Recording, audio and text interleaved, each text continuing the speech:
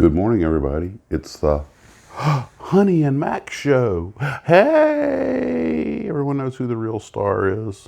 Yes. Oh my gosh, you got adorable dialed up to 11 this morning. So, for those who haven't seen it, I made a short video, less than 2 minutes long, on how water slide decals are made. I was getting a lot of questions about that. So I went on and started finding some companies that made them that had their how we do it videos, and took some screen grabs and was able to write down the basic process. I was going to use it this morning, but getting back to all of this bizarre symmetry in the kit model universe, I was had just been shopping for decals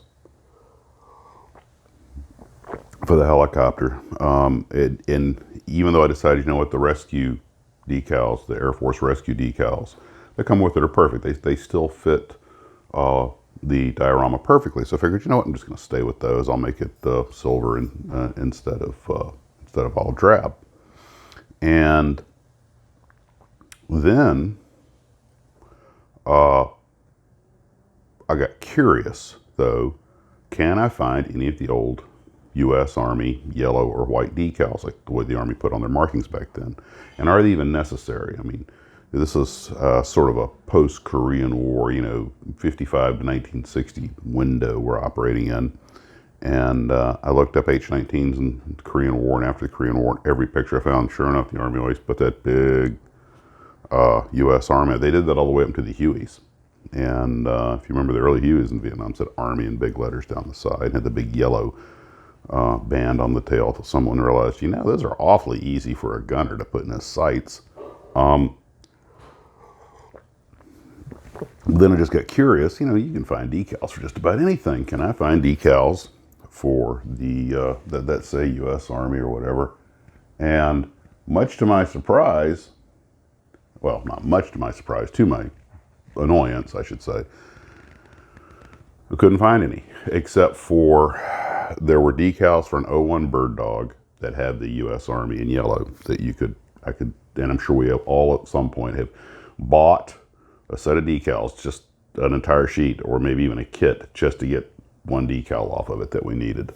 And so I was surprised. You can buy sheets of flags. You can buy sheets of national insignia. You can often find sheets that say certain things. Like I found a bunch of them that said Navy, U.S. Navy, United States Navy, U.S. Navy, Navy, the whole sheet of them. But what was that? I think that company was called Yellow Wings. I think those are primarily designed for aircraft and neutrality markings in the 1930s. And now, I wasn't looking for the black Army that they used much later. I was looking for the bright white and yellow ones. So any decal makers happen to see this, there's thought. But after seeing how they make decals, something like that'd be pretty straightforward. One or two colors, and some folks the questions rolled in about who prints these things and everything. Now, which brings up a small story. Years ago, I guess it was about 1999, 98. I was based up in Panama City, Florida, flying the mighty Beech 1900 as a first officer. And there was a company called Pan American Models. And they, back then, I still had Max's Models as a going business, and online. In fact, I just started it. And I went, since I could travel for free, and back then we flew all over the state of Florida. In fact, my daily runs like Panama City, Tampa, Panama City, Orlando, Panama City. Sometimes we go down to West Palm. But I could ride on US Air for free. I could jump seat. So, and I was living out of the crappiest little dump, but it was cheap. Sorry about that. This morning things are loosening up kind of slow. So anyway, I jump seated down. I called the people, and I had my Florida business license in my hand, and that would allow me to buy wholesale at and you didn't have to pay tax because it's business to business. You paid the tax when you sold it. So I was just getting into kit models, which really turned out not to be a worthwhile thing to do. But anyway, so I go, I hop down on, I think it was ASA Airlines, or maybe I rode us to Panama City to Orlando and then caught it. I don't even remember. Maybe it was a nonstop. I don't remember. Anyway, I took a road in I jump seated down to Miami. Took a taxi because this was before the days of Uber. Took a taxi to the place. Of course, it was a warehouse, and I'm in there, and they literally gave me a shopping cart, and I'm just going down, picking stuff. Oh, that looks cool. That's no rhyme or reason. I'm getting kits. I got a 124 scale Hawker Hurricane. I think a 124 scale Mustang. I think the big just grabbing stuff. And then when I went up in this room in the back, I walked in this room, and that was upstairs, and there are three guys on computers, and they all like, what are you doing here? And it was, I forget which company, if it was Microscale or which one it was, but it was one of the decal companies, and they were making decals. And two of them are pretty cool, but one of them was acting like I had just walked into a missile control room, and I was violating their space. He literally wanted to cover his computer with a towel or something so I couldn't see it. And apparently they were worried about, industrial espionage, guys from other decal companies copying their work or knowing what they're up to and making the same thing. And the other two are like, dude, lighten up. He's just a shopper. He's not a spy from another company. So finally, they let me take a peek and just a real quick glimpse of what they were doing. And I think they were doing markings for a World War II Mustang, but on an art program. But it was all basically kind of, they all had their reference books out, and it was just eyeball, and they were just computer artists, digital artists. And I was like, so that's how the decals, the artwork gets done. So the artwork for a lot of these things is the tricky part. After that, it's just an industrial process. But you have to remember, the more colors they put in that thing, the more expensive the decal is, because every color's got to be added by itself. That means another station on the machine. It means another station that the thing has to stop to be, to get printed. And you think about how small some of the print on some of these things is, and model airplane decals, because of their scale and size and the perfection that's needed, it's a trick. It's not like you're doing a big logo for a coffee cup that it's fairly easy to work with. So, you guys can just, if you want to, you can just go to Google, manufacturing or making water slide decals, or, and there's a couple of companies that do it. Now, the company that I had seen actually primarily does ceramics, and there's a couple of more steps with something like this. Then they have to, once they get the water slide decal done, they have to put it on, but then they have to bake it. And that's why these don't come off. This was actually probably a water slide transfer at one point, but the kind of paint that they use, they put it in a kiln, and the baking process, of course, I guess, impregnates it into the ceramic. So, but we, of course, are applying our own, and I don't recommend sticking your model in a kiln. I'm pretty sure it won't have the desired result.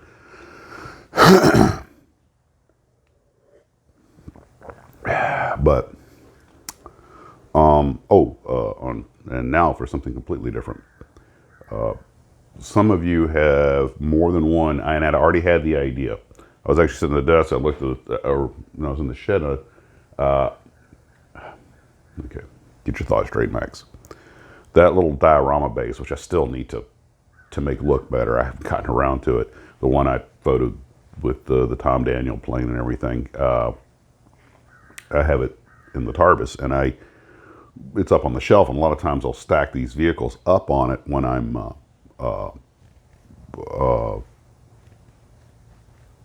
just putting stuff away for the evening, just to put them someplace safe.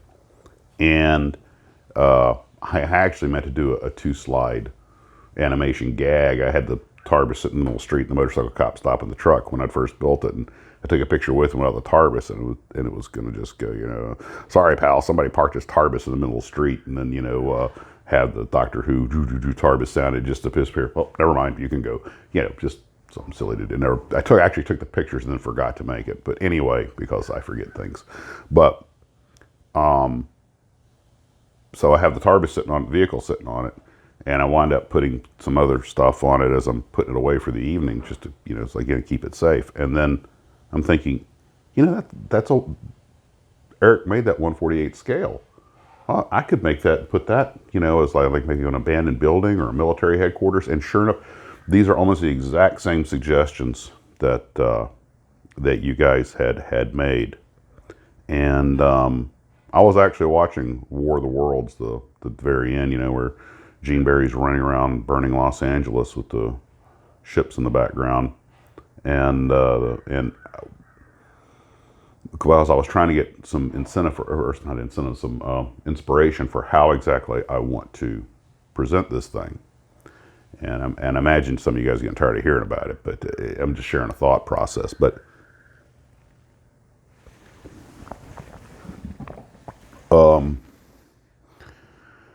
partly just to give it a little substance, I figure what I'll do is there'll be 3 fairly serious, maybe 4 fairly serious dioramas, and then one sort of ended with kind of a humorous, short one. But anyway, in no particular order. Now the question is, like, one will be like I said, leaving Alien, and these are actually, I'm actually going to have to reset up the diorama each time because these are going to actually be fairly different. One of them, and I said I wasn't going to tell you this so that when I do it, there's an actual reveal, and it's not, yeah, we already know what you were doing. Now we're just seeing the pictures. But one will be Exodus oriented, like just people on the move with the military just helping. Another will be, that'll probably be the alien invasion one. Another one will be probably something along the lines of escaping nuclear, holocaust.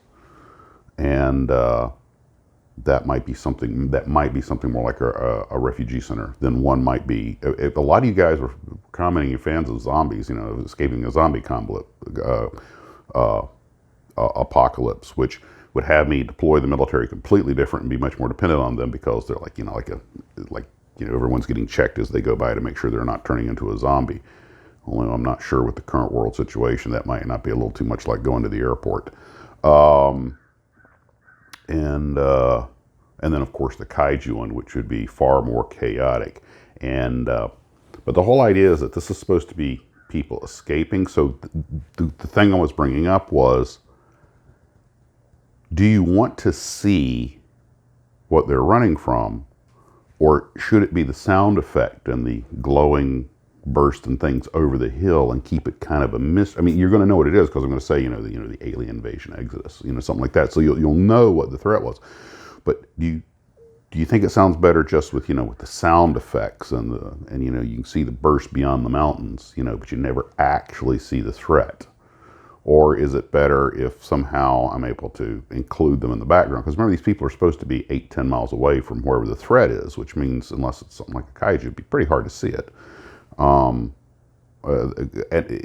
you understand what I'm saying? So I'm just trying to get in my head how I want to present it. So I'm open to ideas, and so I think that will, I want this project to go well. I know it kind of took on a life of its own far more than I expected, but I'm enjoying it. And for better or worse, I haven't been called back to work yet, so I suppose I need to start studying up again just to stay brushed up, but that would be an hour a day. That really should. In fact, today, we don't have any honeydews or anything. My wife wants to go work on her projects all day, so I'll pretty much be in the Tarbus all day. So I don't have a timeline on this thing because I'm working on other projects as well. And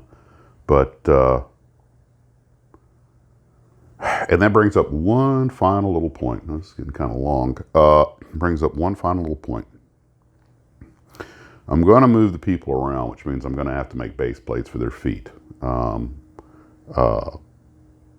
which I'll probably try to camouflage with whatever I surface the diorama with. But that's something that how can I put this? You think using base plates for the feet, which are, even if I camouflage them, they're going to be noticeable because I have to move the pieces around. The other option, and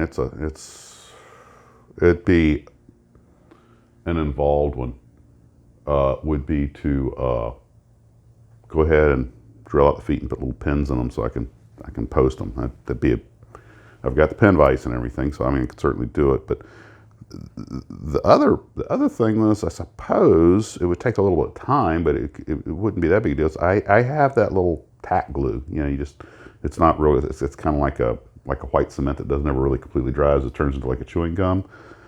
I suppose if I put a little of that, anyway, then I wouldn't have to use pins and I wouldn't have to use base plates. Anyway, what method would you use so that you could move the people around but they'd still stand up?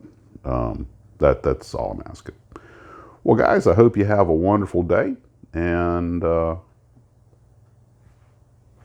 model on.